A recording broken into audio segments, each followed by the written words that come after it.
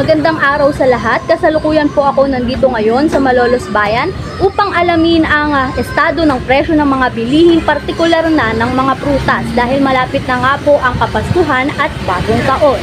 Samahan nyo kong alamin kung kailan posibleng tumaas ang presyo ng mga prutas. Tingin nyo po kailan po tataas yung presyo ng mga prutas dahil magpapasko na nga po, season na po.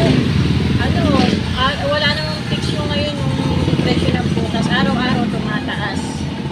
Halos naman lahat ng bilihin tumataas, hindi lang ang prutas. Lalo na ngayon pag magpapasko, bagong taon.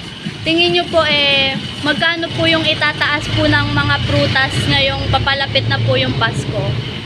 Depende kasi sa isang box, 100 or 150 per box ang taas. Pag po malapit na po magpasko.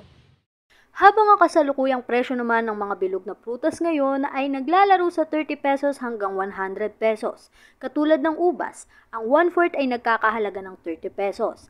Ang isang apple at pear ay 30 pesos din, habang ang orange ay nagkakahalaga ng 103 piraso. Ang kalahati naman ng sugar cat ay 60 at ang pakwan ay nagkakahalaga rin ng 103 piraso. Anong week po ng December tingin nyo pong magmamahal po yung prutas? Siguro week ng December po. Siguro po mga pagka 16 to 20 na ganun. Kasi talagang malapit na yung Christmas and talagang yung mga bilihin ngayon is pangunahing pangailangan ng mga tao, diba? Ayun. Tingin nyo po mga ilang piso po or ilan po yung itataas ng prutas po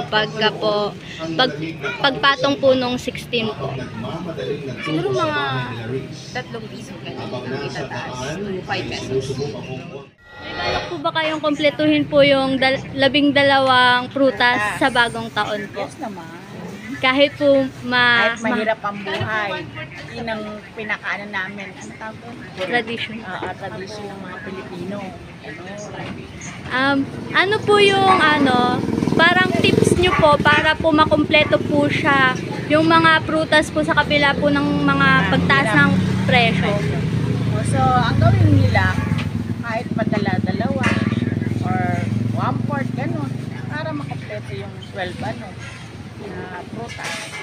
Kahit 1/4 lang, makakapit sila. So, kumpleto na yung gano'n. Sa kabuuan, kahit patuloy na tumataas ang presyo ng mga bilihin, hindi matitinag ang puso ng bawat Pilipino. Sa bawat prutas na inilalagay sa hapag, muling nabubuhay ang kanilang mga pangarap at ang pag-asa para sa isang mas maginhawa at mas masayang taon. Maligayang Pasko sa lahat at manigong bagong taon. Ako si Veronica Roma, The Verity.